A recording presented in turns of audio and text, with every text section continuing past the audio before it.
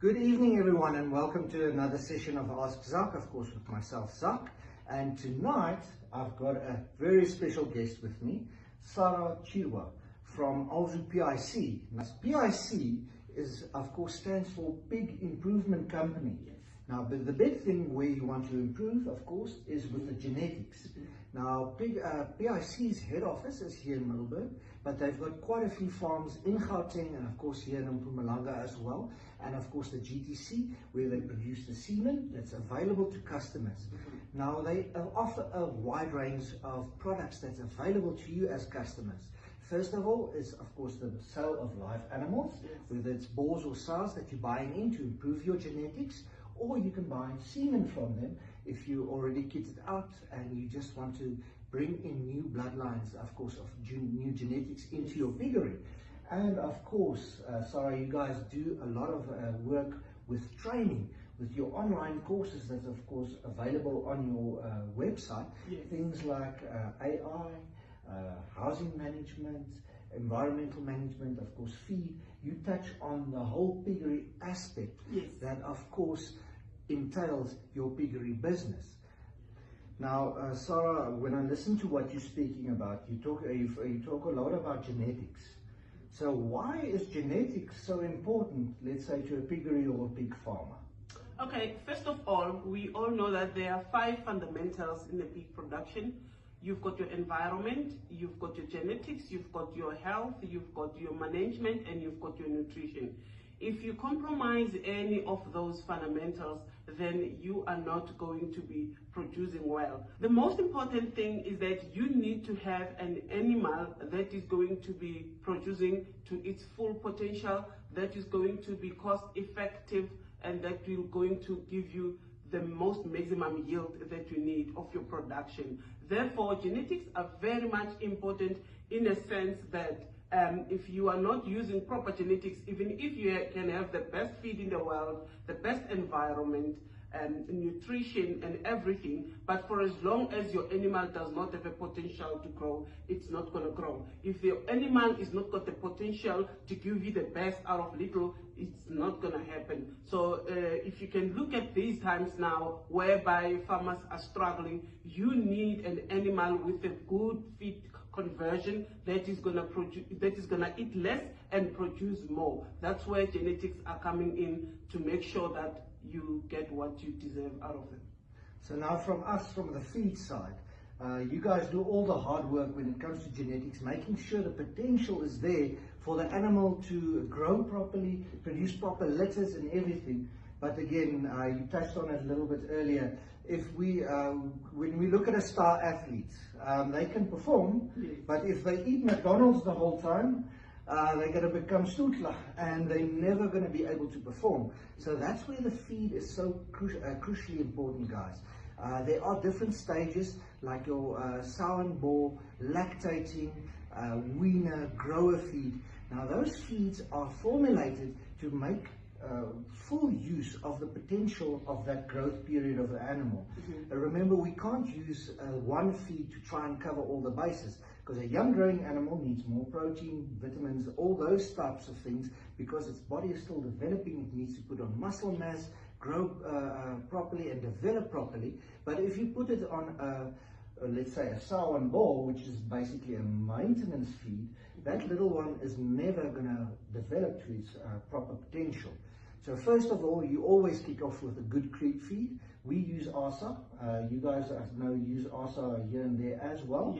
But ASA to creep feed to get those tummies of those little ones developing quicker, so that so that there's no shock on them when you wean them and move them over to solid feed. Then you of course you use the weaner. There from you go to the grower, and then you go over to your sow and boar. Now in between you've got of course your lactating feed. Now with your lactating feed, with our sows, we try to at least 2 weeks before she farrows to make sure we start giving it to her, because those little ones are taking up more space in the stomach. The stomach is getting smaller, and we need to get a higher nutritional value into the animal just to make sure she doesn't lose condition. Remember, an animal will always take care of itself before it takes care of production. Yes. And we don't want our animals to lose condition, especially when she gives birth and she has to lactate.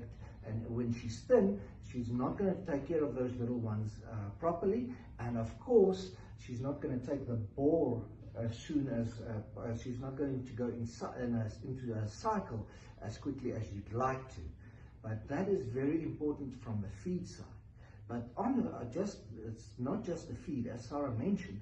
The environment also plays a big role. Yes, Sarah. The environment plays a big role, and it's one of the 5 fundamentals that I have mentioned. It's very much important to take care of your environment, because even if you can have the best genetics in the world, you can feed your pigs properly, but at the end of the day, if you are stressing them up, your houses are extremely hot, there's draft in your piggery, or it's dirty, you are not cleaning it properly, you are not disinfecting properly, and other factors that are affecting your environment, that becomes a big problem. And remember, for each and every production stage, there are certain requirements for the environment. The temperature requirements are different. Your farrowing house needs certain environment.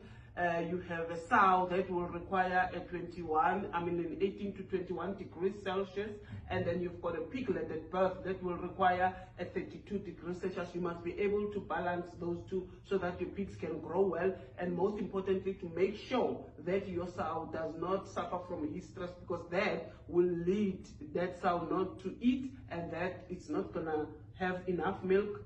Your piglets are not going to grow. With the same, winners as well, they've got their own temperature requirement. Growers, they've got their they've got their own temperature requirement. And with your dry sow or your pregnant sows, they've got their own temperature requirement. Make sure that you understand all these requirements for the temperatures, for the environment, so that you can have your pigs growing happy and producing well, because if they are under any kind of stress, you're not going to get the good production out of it. Now, all these things that we touched on, the feed, the equipment, of course the housing itself we can't do ourselves, but the housing that you put up, we can supply you with, in our Alzu one-stop shops, with all the feed, all the equipment. We've got a new nice range from MS skippers that we brought in, feeders, drinkers, all those types of things to make sure your animals can produce properly.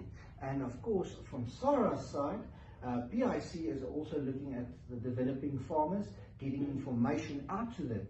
So from our feed side, all the info, pop into your nearest Alzu one-stop shop, where you can get all your feed guides, your equipment, everything necessary to kit out your piggery and the inside of your piggery, so that you can build yourself forward, and of course your business forward. Now, the additional information, Sarah, you guys have a lot of information that the customers need to get you as well. Yes. Where can they get that?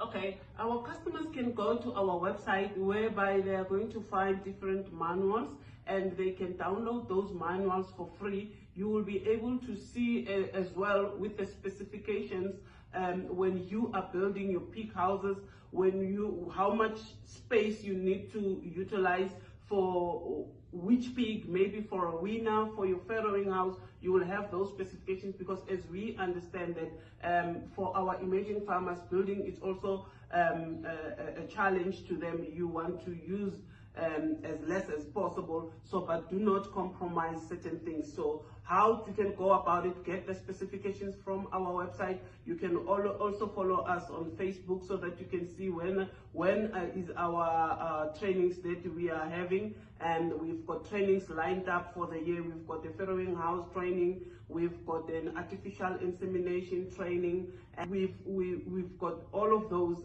lined up for the year and the dates, so that you can book yourself in time. And then you can go to www.picrsa.co.za, and you will find all the PIC team in there with their phone numbers and their email addresses. You can contact us, and you can be able to put an order online if you would like to do that.